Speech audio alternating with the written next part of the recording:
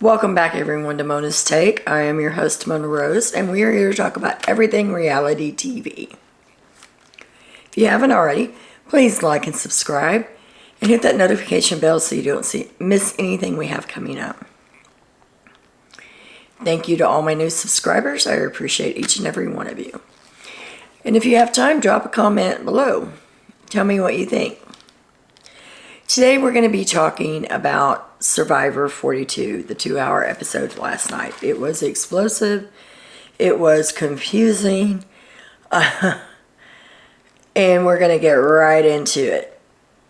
People are acting on a whole nother level on that. So can't wait to see that karma train coming through. Choo-choo. Mood of the day. Really? You got to give us more credit than that. Some people, buckle up, buttercup. When someone shows you who they are, believe them. Alright, let's get into it. Comes on last night, and the first thing we see is the reaction from Tribal Council last week. We all know that Chanel voted for Mike. And I was confused. I don't know if you were confused by it, but I was very confused by it. Why would she vote for Mike if they were voting Daniel out? So they get back to Tribal Council, and she tries to say that, you know, she did it in case Daniel had an idol, or he played his shot in the dark, or whatever, that she wanted somebody else's name out there swirling around other than hers. And it makes sense. And honestly, Mike wrote her name down. So I don't understand why he was so, I won't say angry, because he wasn't really angry. He was disappointed. They had a few words back and forth, and he told her everything was good. They needed to keep the tribe strong. They needed to work together and let bygones be bygones, blah, blah, blah. And then he says in his confessional that that's not going to happen. He's like, I'm trying to keep everything nice and easy, but I won't ever trust her again. So that's causing a rift there. And then you see Tori and Roxroy. Now, remember, Roxroy went to the summit.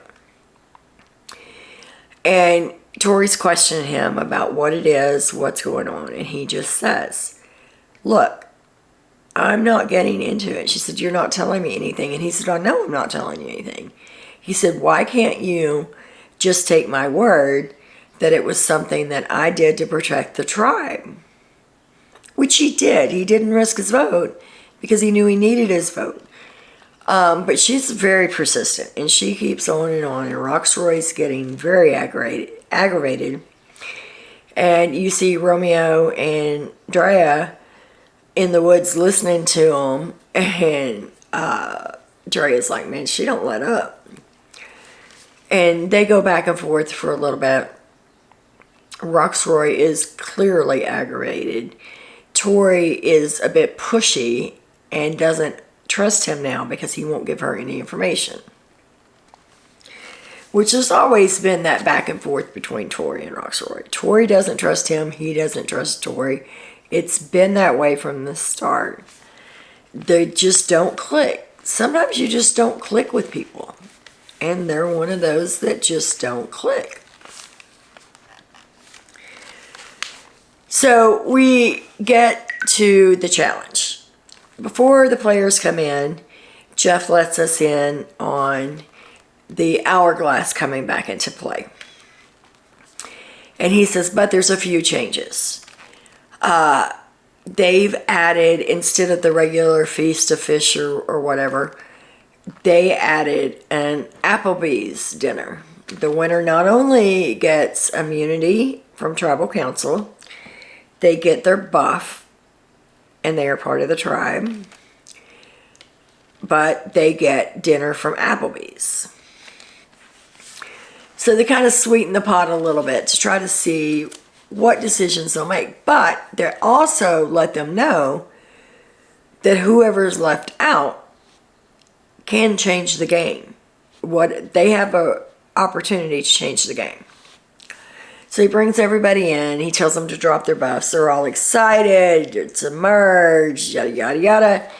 And Mike said, so this is what they call a merge? And Jeff said, well, not quite. And they're all like, huh? So he explains to them. they're going to be split into teams of 5. Now there's 12 of them. They're going to draw rocks.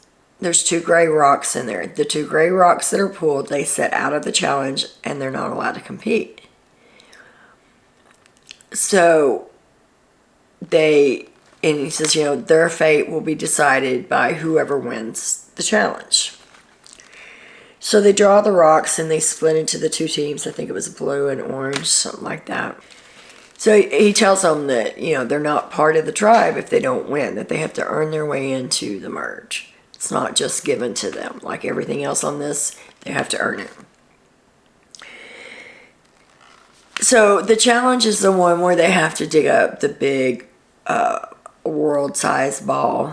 I don't know what it's made of. It looks like it's made of concrete, but who knows? They have to dig that out, and they have to move it through a series of obstacles.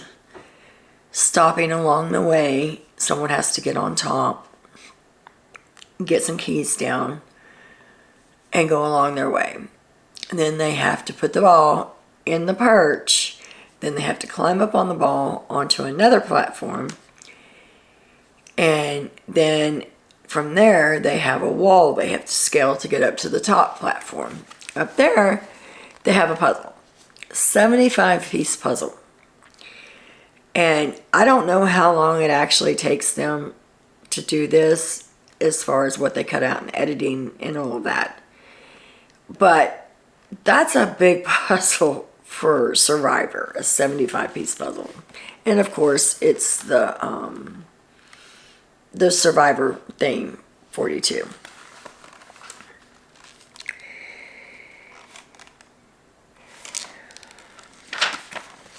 Sorry, this was a 2-hour show. I had to take a lot of notes. So the first team is Lydia, Jonathan, Marianne, Hai, and Tori. Pretty good team. Second team is Drea, Mike, Romeo, Omar, and Chanel. So that means that Lindsay and Roxroy drew the gray rocks. So they have to sit out of the challenge. And that's got to be scary when you know that your fate is dependent upon someone else. So, of course, Jonathan, he is right there telling everybody what to do. He actually moves the boulder a little bit by himself. They dig a little bit more, and then he gets everybody over there, and they get it out, and they're off and running. A lot of the times, I think Jonathan is pushing that ball by himself. He gets in front of it to stop it because they have to roll it back under the key. Tori climbs up, gets the key, slides back down. So they're the first ones to actually get up to the puzzle.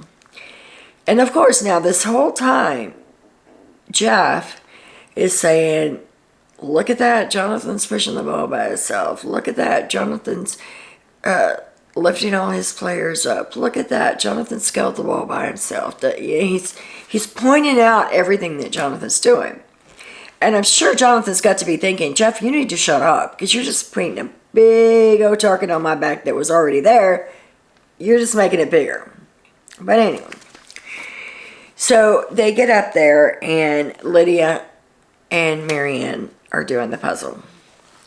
Now, Jonathan's standing behind them, and he's looking over them, and he's saying, you turn all the pieces over where you can see what's the puzzle part of it. And Marianne's like, we got this.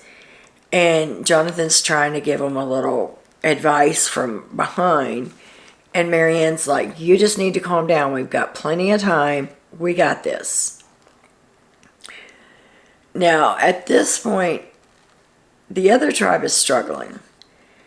They get everybody up on the platform but Drea. And she makes like 3 or 4 attempts to get up and grab Mike and climb that ball. And she just can't do it. She's gassed out. So Mike tells Romeo, I think. Yeah. Is it Romeo? Yeah. Mike tells Romeo to jump down and lift Drea up. And then he can come up. So he does. He goes down, he lifts Drea up. She climbs up Mike's back, gets up on the platform. And then Romeo gets back, takes off running, jumps up, grabs a hold of Mike, climbs him up. They get Mike up on the platform. The second one, everybody but Romeo scales the wall. He takes off running, runs up the wall and grabs Mike. Mike pulls him up and he's like, I can't believe I just did that. So they're all working on the puzzle. Clearly Jonathan's team is way ahead of, I'm going to say Mike's team, because he's probably the biggest one on that team. And you're thinking, they can keep on messing around and the other team's going to catch up to them. But it didn't happen. Jonathan's team won the challenge. So they won immunity. Jeff tells them that they have a couple of choices to make. First of all, there's two people over there, Roxroy and Lindsay. They have to pick one of them to join the team. And they go into discussion. Well, Tori's the only one saying anything. And she's like, I don't trust Roxroy. Don't pick him. Don't pick him. Pick Lindsay.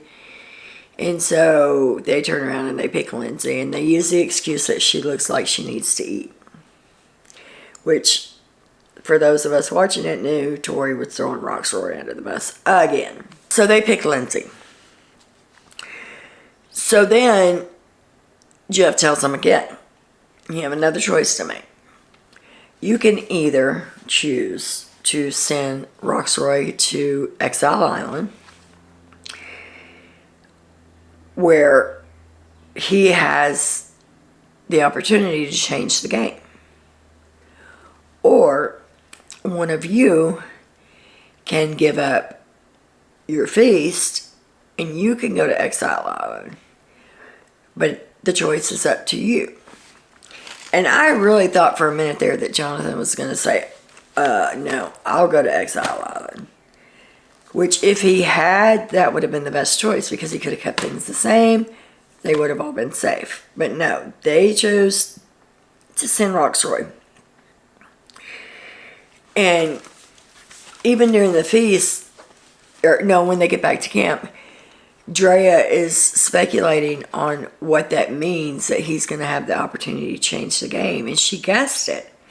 She said, what if he has the opportunity to turn things around where we didn't lose the challenge and we have immunity and they don't? She guessed it right. Drea's a smart woman. And if she makes it to the end, I think she has a very good chance of winning. I think if Jonathan makes it to the end, he has a really good chance of winning. Right now, those are my two picks. Those are the two that I want to see stick around for a while. So Roxroy gets to Exile Island, and they're showing all the different views. He climbs up on a mountain, and you can see the whole ocean, and he's rocking it out there. Let me tell you, he done built a shelter. He's done got fire. Started his rice.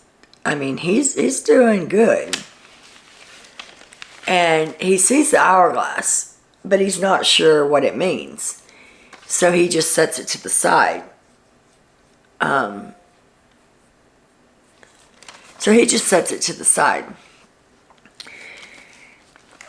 I couldn't believe, I've never been to Fiji, but that is the most beautiful place I think I have ever seen. And even when Roxroy is talking about it, he's like just overwhelmed with emotions. He's laughing, he's crying, just at the beauty of everything and how he gets the opportunity to do that, which I thought was kind of cool.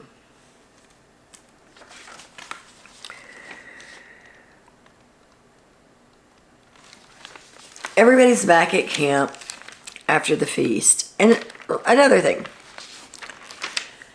Last year we saw people who set out that there was other advantages hidden, where they had to sit out and stuff. We've seen in past seasons where anytime there's a feast like this, there's always an advantage somewhere, whether it be under a plate or in a breadbasket or whatever the case may be. And these people aren't even looking for anything like that. It's like, have you ever watched Survivor? They're not out looking for idols. They're not out looking for advantages. To me, that's just crazy. But anyway. So, Lindsay, Hai, and Drea, they have the amulet advantage. If you remember from the first episode, they were the last ones to run down, and they got it. If all three of them were used, it is an extra vote. If there's only 2 remaining, it's still a vote. And if there's only 1 remaining, it turns into an idol. They all get together and they say they're going to work together. They have this advantage, they need to stick together. Well, then it shows Hai saying, well, he didn't know how much he trusts those girls. So he doesn't know if he's going to be able to do that or not. Which is probably a smart move. Will they protect each other or will they turn on each other? If it was anybody else, I would say they would probably protect each other, but Drea knows what she has. Now, she has an immunity challenge, she has amulet, and she has an extra vote. Like I said last week, she is Survivor rich. So if she can turn this into something other than an extra vote, then I think she might do it. Mike and Jonathan are seen bonding. Now, you remember these tribes are all been separated. They haven't really got to know each other. So a lot of this episode was them getting to know each other and seeing who connected with who. And Mike and Jonathan really bonded. And they talked about, the stereotypes because they're big men. And everybody assumes they have nothing up here. And that they're dumb and that all they have to them is their strength. And so they kind of bonded over that. Hai and Romeo are bonding over being an LGBT community. And Romeo is saying how he's hid who he was for so long because he doesn't want other people to dislike him or think differently of him. And Hai's saying, look, man, you got to be yourself. You got to be true to yourself. Nobody else is going to be. You got to be. So they bond over that. While Omar, Mike, and I don't remember who the third person was. There's 3 people talking. And Omar realizes that Chanel didn't have a vote at last tribal. So he's like, well, shoot. I don't have a vote at this one. The first, because he hasn't been to tribal council, so he didn't know if he got an extra vote or if he lost his vote. So he realizes at that point that he's lost his vote. So he thinks, I'm going to go get Chanel and I'm going to talk to Chanel and see if she tells me, because they did go to the summit together. So they go off and they get water or whatever and they're talking, and Chanel never mentions it. Never says a word to Omar. Hey, by the way, I lost our vote, so I'm assuming you did risk your vote, so you won't have a vote, None of that. She never let him in on that. Which made him distrust her.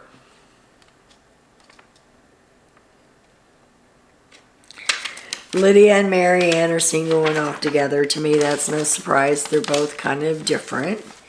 So they bonded over that.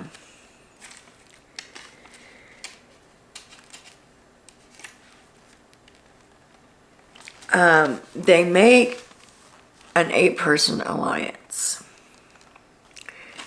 And I did not write that down, so let me see if I can remember who it was. It was Jonathan, Drea, Mike, and Romeo, and no, not Romeo, Hai, and Lydia. So it's Hai and Lydia, Drea, Mike, Omar. I don't remember who the 8 were now. I'd have to sit down and figure it out. But they make an 8-person alliance. And they say, we got to stick together. We'll have the majority of the numbers. pick everybody else off, and then go from there. Chanel walks up to the group several times while they're talking, like 4 or 5 of them, and they change the subject real quick. And she catches on to that, and she's like, every time I walk up to them, they stop talking. She's like, they gotta have something going on.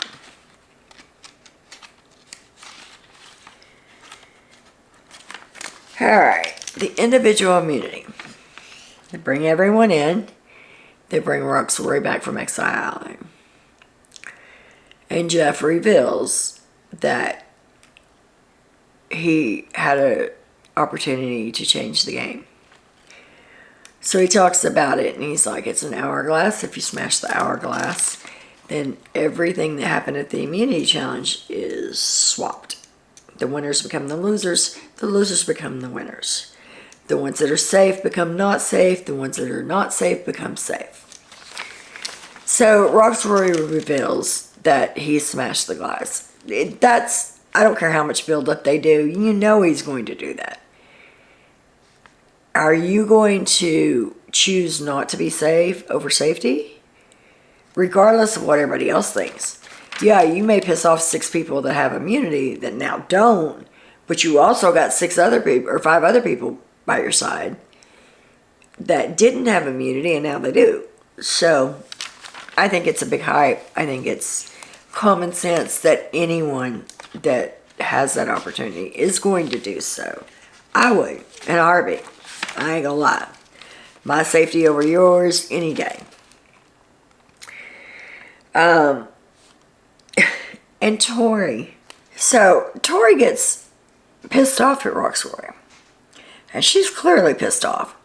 And she says, you know, we sent you to Exile Island to help you because we knew that you might get an advantage or something. We were trying to do you a favor. Well, of course, everybody laughs, including Jeff. And Jeff's like, wait a minute. You sent him away and exiled him to an island by himself for 2 days to help him?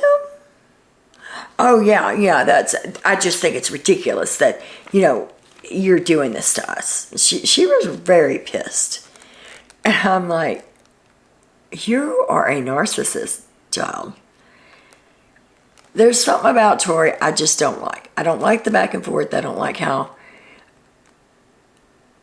It's not that she's stabbing people in the back, because I guess that's the name of Survivor, Big Brother, any of that stuff like that. But you usually have a ride or die. You usually have someone that you're going to go to bat for. Tori doesn't have anybody to go to bat for. And that's bad in a situation like this where you have to have a social game. You have to have allies to make it further. You know, I can see that she's going to be in trouble. So we know that Marianne has the idol, so she has safety. So basically, it's going to be between Jonathan, Tori. I have to look back at my notes. Jonathan, Tori. I should have written this down, but I didn't. So we know that Marianne has immunity. So it's going to be between Lydia, Jonathan, Hai, and Tori on who goes home. Now, I want Tori to go home. I want her gone. I want her out of the game. Everybody else on that list, I would like to see protected for a little while longer. And, of course, Jonathan for a long time longer, because I'd really like to see him go far.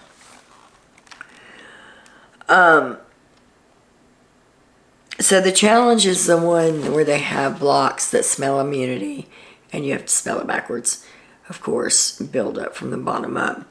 And you've got a rope, and it's on this tray, and you've got to hold that rope steady to hold the tray flat, because if you let it go, it's going to go down, or if you let it go this way, it's going to go down. So you got to keep that platform flat with the rope while walking backwards, while walking forwards after you get your next block. I knew when I saw this was not going to be Jonathan's challenge. He's good. He's a beast at physical challenges. His size hindered him in this competition because he couldn't keep it balanced. He did pretty good starting out, and then he dropped. It went back and forth between Marianne, Lindsay, and Tori. And Lindsay and Tori were neck to neck, and then Lindsay dropped. So then Marianne were neck and neck, and Tori was just a little bit quicker than all of them. So unfortunately, she ended up with immunity. I don't like this. I just know that they are going to use this opportunity to get rid of Jonathan. I mean, it would be the smart game move. But, you know, Marianne's got her idol. So now Tori's safe. So it's going to be between Hai, Jonathan, and Lydia. Now, out of those three, I'd rather see Lydia go home. I don't want to see Hai go home. I don't want to see Jonathan go home. I like both of them. I think they're good players. I think they're beasts at the competition. And that's what I like to see. I for once, even though it's a social game, I for once would like to see the one that gets out there, the one that kicks ass at all the challenges, wins Survivor. The way it goes, those type of people don't win Survivor because everybody else is pissed off at them because they got them out. That's the name of the freaking game. I don't understand that. I would try to align myself with the comp beast because then you know that you're going to have some sort of safety. So they get back to camp, and of course Romeo tells Tori, we need to get rid of the big guys. We're not going to have a chance if we don't get rid of the big guys. Jonathan's got to go. This is a perfect opportunity to get Jonathan out. We're not going to win anything with him in here. Now it's all individual immunity. He's going to take away with this. And I knew that was coming. I knew Jonathan's name was going to come up. And I started getting worried. I was like, please, no, don't let Jonathan go home. So, Omar is on a mission to get out Lydia. Romeo and Tori are on a mission to get out Jonathan. Hai is on a mission to get out Marianne. Hai doesn't want Lydia going home because that's his number one. Romeo and Tori, they want the big guys out. So who are they going to go after first? It's going to be Jonathan. And then I assume the next one's going to be Mike. So that's their thinking. So camp is just a frenzy. Everybody's talking to everybody. Even at tribal council, I think somebody said it's been one of those days where everybody goes to look for firewood, but the firewood pit is empty. So everybody's out talking to each other, trying to figure this out. When tribal council gets here, I have no clue. I have no clue who's going home. It's so back and forth. The editing was great. It kept you on your toes. It kept you guessing. And I like that. I don't like when you know what's going to happen in tribal council before it ever happens. So nobody plays their shot in the dark. You would think, you've got to think that some people were uncomfortable. Nobody plays their shot in the dark. Nobody plays their idol. Of course, Mike doesn't have to play his because he's on the winning team now. Drea doesn't have to play hers because she's on the winning team now. But Marianne doesn't play her idol. And nobody plays a shot in the dark. I don't know if they felt that comfortable that they weren't going home, all of them, or what. But I fully expected to see a couple of shot in darks come out.